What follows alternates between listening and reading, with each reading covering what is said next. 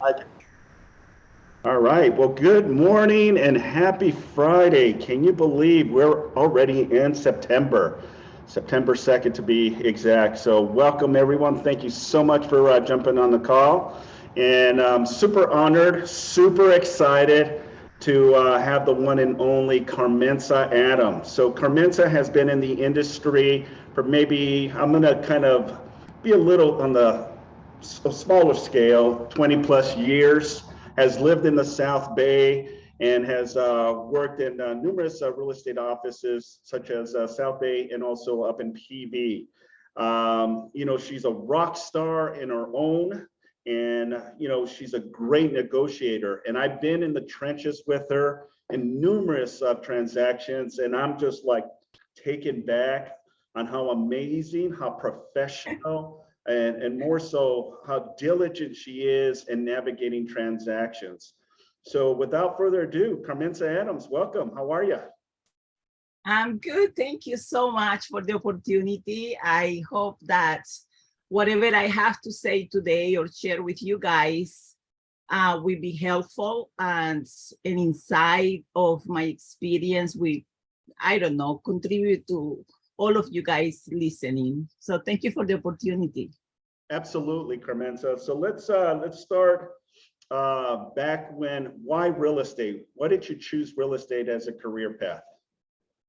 Well, that is a very good question. It was put it on my way because let me go back a little bit. I came here in the 90s from Colombia when Colombia was still grieving for the situation with Pablo Escobar. So I came here and it was magical. It was really magical. I felt like I was a little kid for the first time in Disneyland. It blew my mind, see so many things in this country. And two things that impressed me the most was the opportunities for education and the work. So I focused on education, something that I couldn't obtain in my country. And I didn't speak English. So I went to ESL I got my associates in arts and my bachelor in business. And when I had that, I want to know where to go. And real estate was like money on my own time. And I realized pretty quickly then that wasn't the situation. At the end of the beginning mid 20s, 2020, I'm sorry, 2005, my biological clock was ticking and I have a big goal. That was I finished my education, so I want to have a kid. And real estate opened doors for that. And you know, Simon, how much I struggled to get pregnant. And finally, I have that and I signed with Century 21, which was I don't know, they have open door for everybody, but I didn't do good there. I didn't have any transaction. And I went then for property management because I want to stay with my daughter. So during that time, someone came to me and told me, "Are you a real estate agent? Please sell my house." I have no clue about transactions, about contract, nothing. So I remember I live very close to Keller Williams South Bay, and I went there and I found Natalie Payat and Kay Green. And I told them what happened, and they helped me, and that was the beginning for me. I became a full-time real estate agent. And then about 3 years after that, that was 2010, actually. After that, I hear about Ball, and I took Ball, and that joined my business. It was my best year, and here I am. That's amazing. So in 2010, that's when you were introduced to KW South Bay, and Natalie, surprisingly, is still with us. Yes, yes. So I tell have a us. big welcome from the beginning, from Kay, Natalie, and it was something in that office. And you mentioned before at the beginning of this that I went to Keller Williams PV by necessity. And I also checked to another company because when you are in real estate, you get all these calls and all these offers from other brokerage. And I'm telling you, the biggest the biggest change that cost me the most in my real estate career was to change Keller Williams. It was so expensive to move to EXP because I saw many things that were not there. I mean, it's a great company, but I went back to Keller Williams for a reason. The culture, especially in the office in the South Bay, is unbelievable. And you are a big part of that, Simon. Well, thank you. I think it's definitely the environment that really truly matters, and the agents that are in the office that make this place such an awesome place to work. So let's go back when you started your first year in real estate. So how was that experience coming from Colombia? You know, it was probably, like you said, like a Disneyland coming to the States, but more so to California. Tell us about your first year in real estate, you know, the trials and tribulations that you encounter. Because I know there's a lot of people that, you know, start real estate and, you know, trying to build that momentum. Yes, so I always have focus on goals in my life. When I came here, like I say, it was my education, then was my child, and now was real estate. I start this, I invested on this, I need to continue. But I have an insecurity problem, and that was my accent. I felt like, oh no, people are not going to buy from me because I have this heavy accent. So I went through the Hispanic. I reach for people who speak the same language than me and have commonality with my culture. So that will made it easier for me. And that's how I started. I think that my first farm was in Harbor City. I sold a lot of houses there. And then like I realized that real estate is not just about speaking the language, it's relationship. So I learned that, and my as you know, Simon, all my transactions, or 80% of my transactions have been challenging for multiple reasons. So I learned that relationship is the most important thing that you can find in real estate. And if you take advantage of that, you build a big database, because what you bring to them is not just the house or the negotiation, is that bond between them and you. You know, that it's like a give and take from both sides.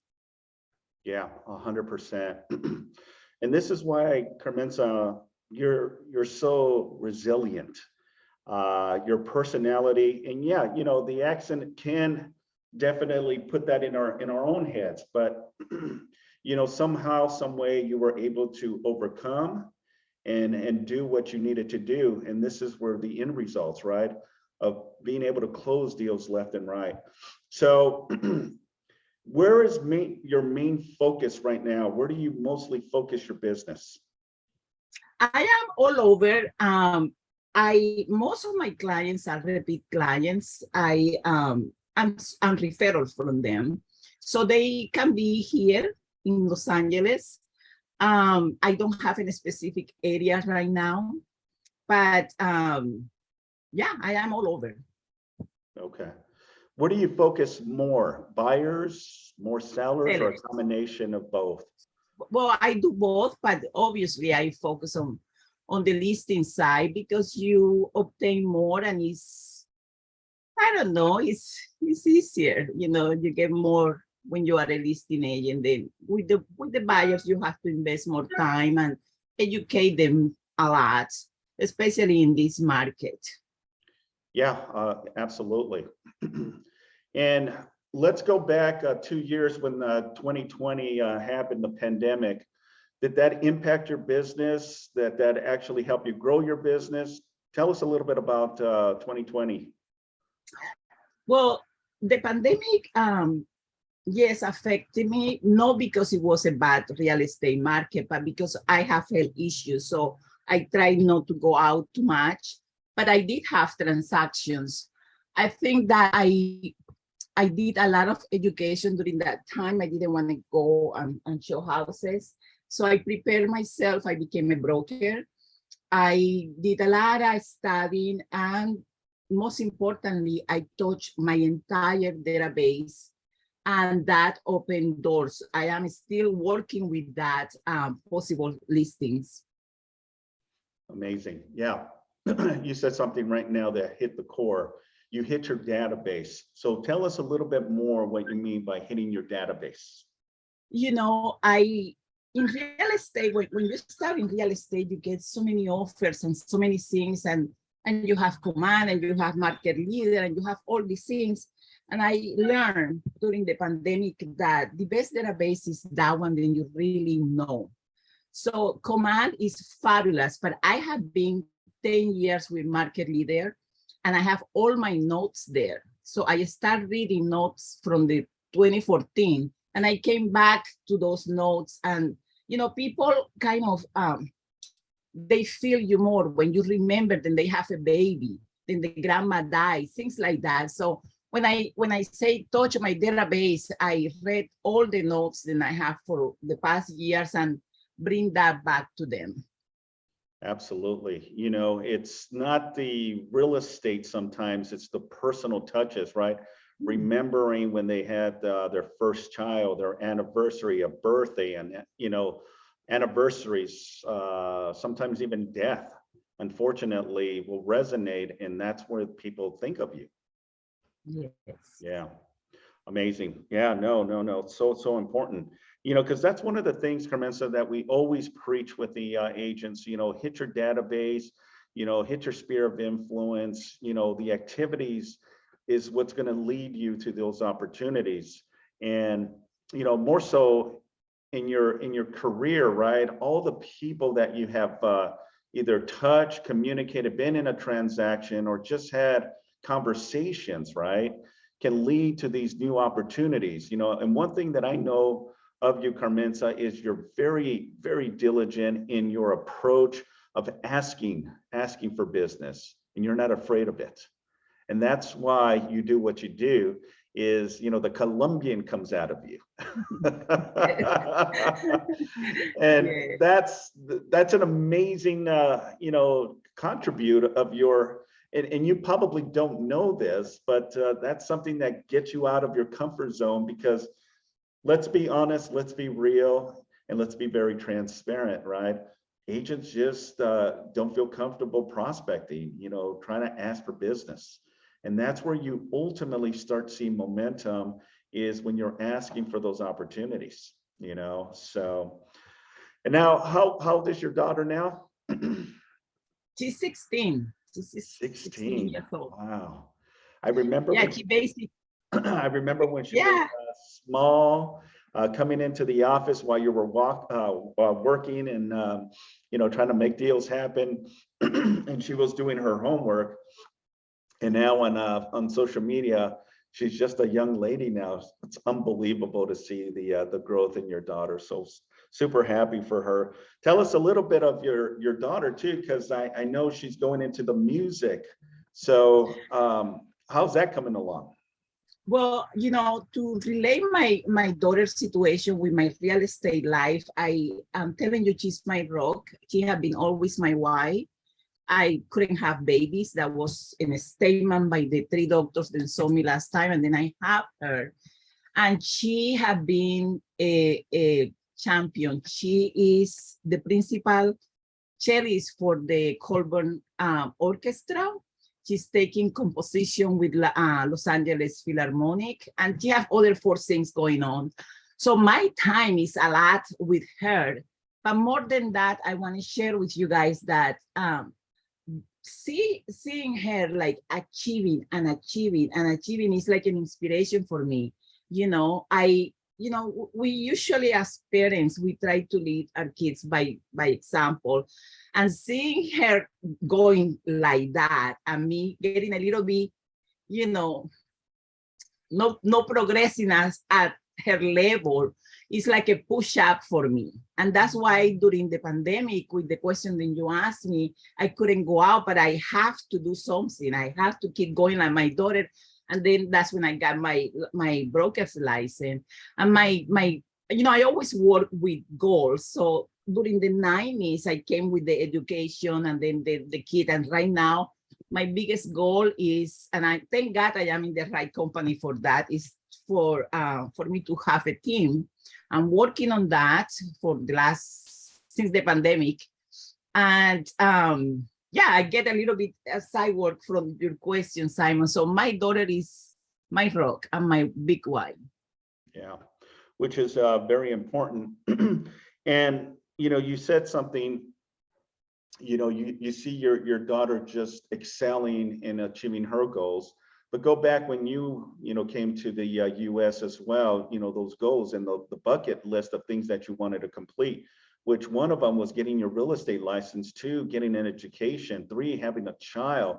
So those, in my opinion, are an example of who you are, Carmenza, and that has not stopped you.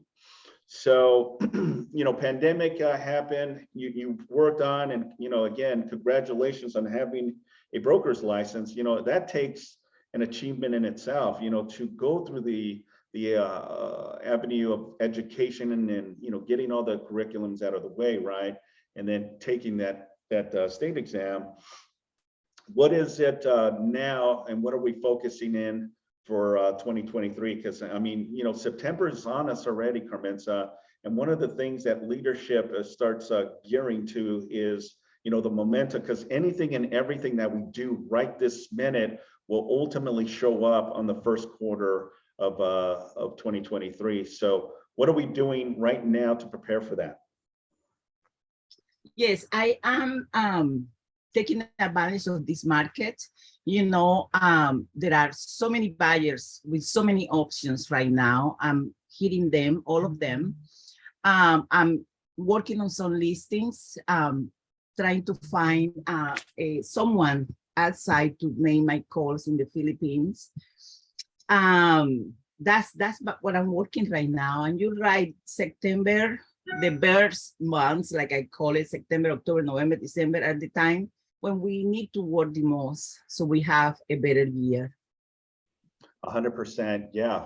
And the reason is, it's planting that seed, right? Things don't just immediately happen. It takes a little bit of momentum to ultimately get you where you need to be.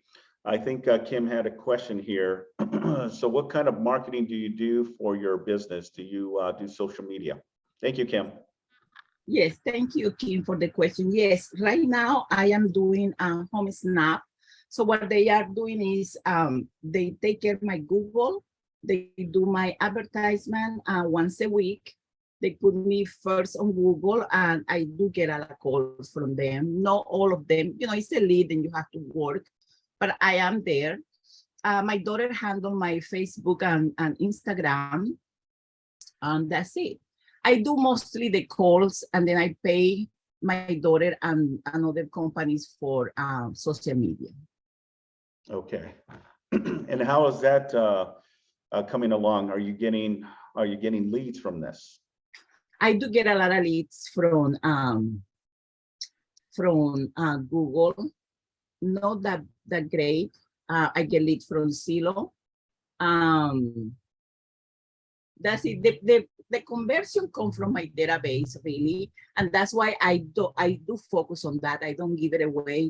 I hire 2 people already now to make the calls from the Philippines, but they don't know. They don't have that. What can I say? They don't know what is going on with this contact. So I'd rather spend my 2 hours, because that's what I do. 2 hours making the calls and really connecting with them. I am a believer that whatever I do, I have to do 100%. So even if it's 5 minutes, then I make calls, that has to be 100%. It's not just like, do you want to sell? Do you want to buy? I go into deep. Let me give you an example. I have a client, I sold him 3 houses.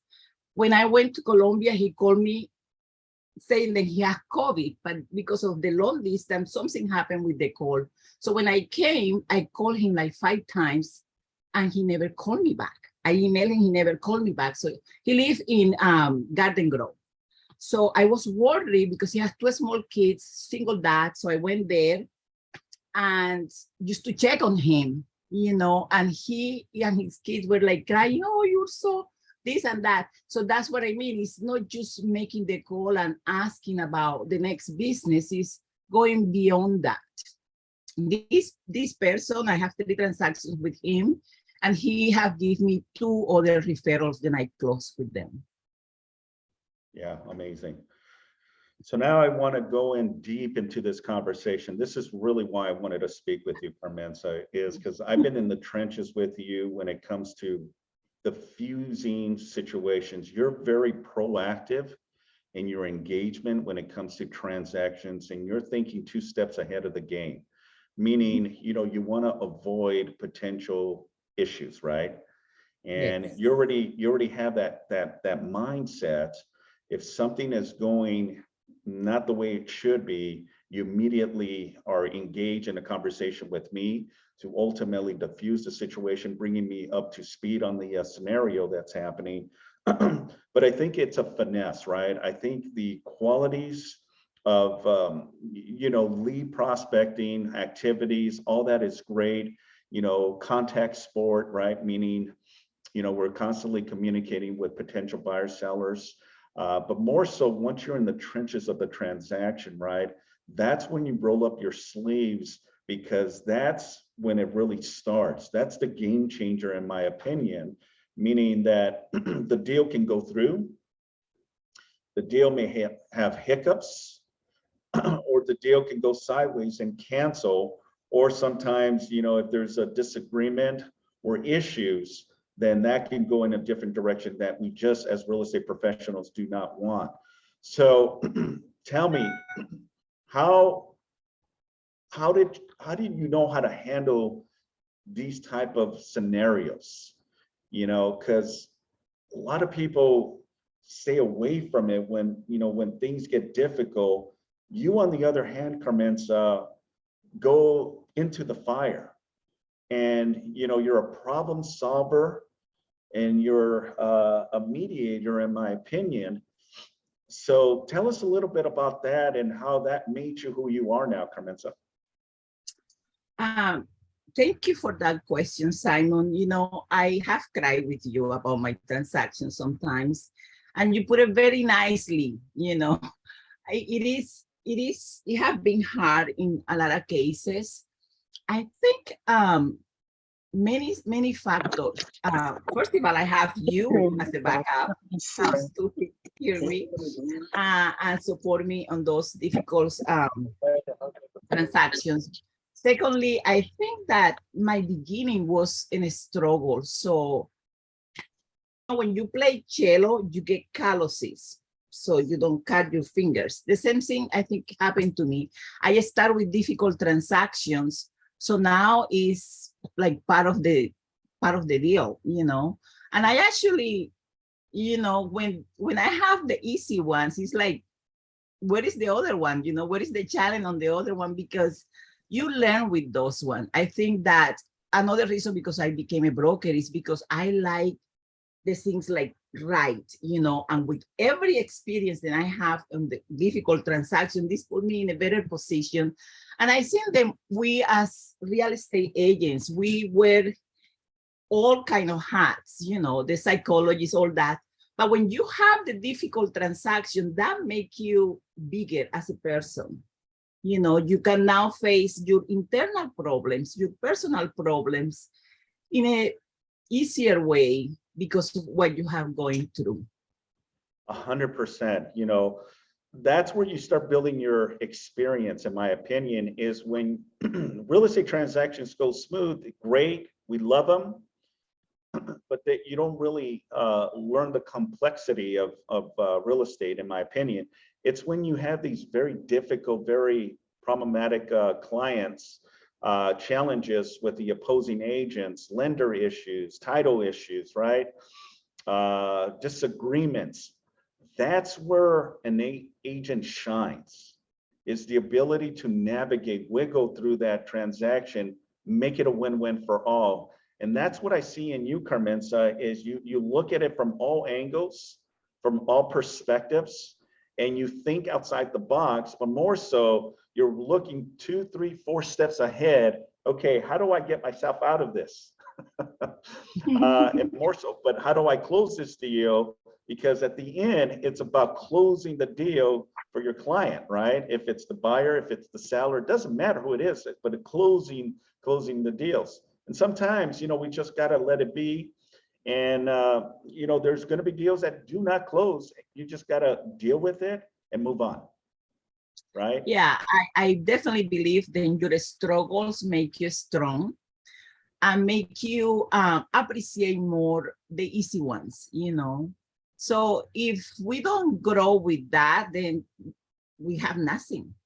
That's just not only in real estate, that's just life. You need to have to go through that to appreciate the other part, the other side. Yeah.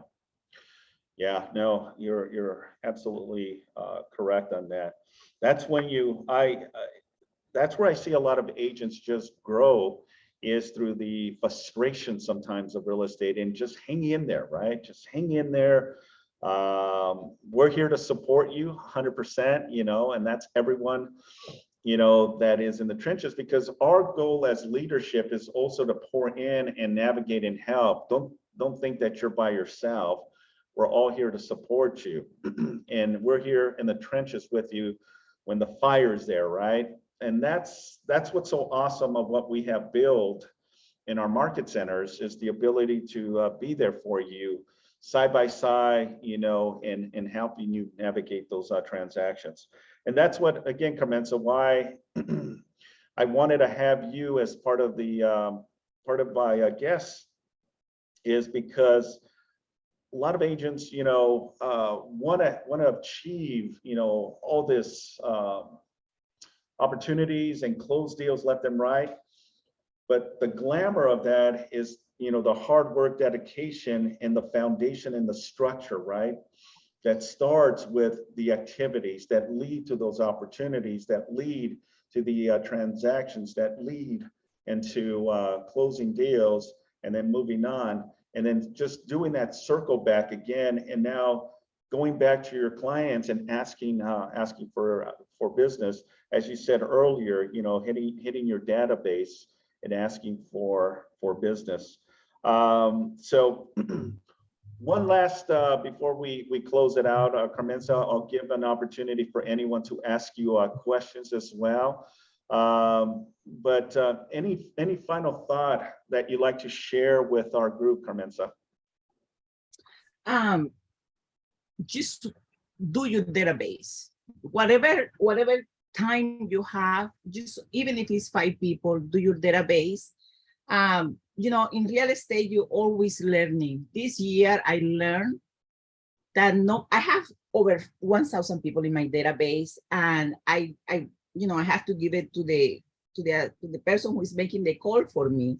So one thing that I learned after 10 years is that no matter what CRM you use, have these groups in a spreadsheet. So if you have to do text, you have it ready. If you have to classify for Christmas card, you have them ready. And you can do that from your CRM, but believe me, I learned the hard way this year. Then it's good to have it in a Google Sheet, in whatever, an extra one. It was big to me. So I want to share that with you guys. So what you're telling all of us is, have a database. No, I have my database, but I have to send text. I bought something to send text. So now I need in a special group, let's say the people who want to refi, or the people who want to whatever. So I need this group, and I need to send it to this text company, the name and the phone. So I couldn't pull it out from my CRM. I have to do, because they have it in new format. Every company have a different one. So if you have it in a Google Sheet, it's easy to export. Beautiful. I hope that you guys understand what I'm saying. I think so. We got a couple of smiles here. So we got a couple of questions. Let's see here. I don't know. Okay, so I'll open it up for any questions. Susie says, "You're so kind and so helpful." Yes, Oh, we got it. So, so sweet. Thank you. um, Thank you yeah, for thank saying you, that. Carmenza, for putting up your information. If you have anyone that love to reach out to Carmenza, she is open to have the conversation with you and kind of her personal experiences, the challenges that she has had throughout the years, but she stays in the game, right? And that's what makes you so unique. I Um, want to say one thing because I saw a face in the group, and that's my friend Leroy Brown. I want to say hi to him. Big help with me at the beginning. I love that guy. You know, Carmenza, thank you. But for everybody listening to Carmenza, we go back about 10, 15 years, and I remember the first transaction she did because I helped her. And congratulations Yes. to you for being here, Carmenza. Oh, thank you, Congratulations. Leroy. Thank Awesome. you. Yes, awesome. Thank you, Leroy, for saying absolutely. those kind words. Anyone else have any questions for Carmenza before we close it out and we start our holiday weekend? It's Friday. Yay. Great advice. Thank you from Anne. So thank you very much. All right, Carmenza. Well, that concludes our producer's mindset. Thank you so much. Really appreciate you and all you've done for South Bay, and keep up, that momentum, that smile, and let's crush it as we close 2022 and come into 2023. Thank you, everyone. Appreciate you all. Thank Have a you. Thank you for phenomenal having me. holiday weekend. Carmenza, again, thank you. And Thank we'll you. see you soon. Okay.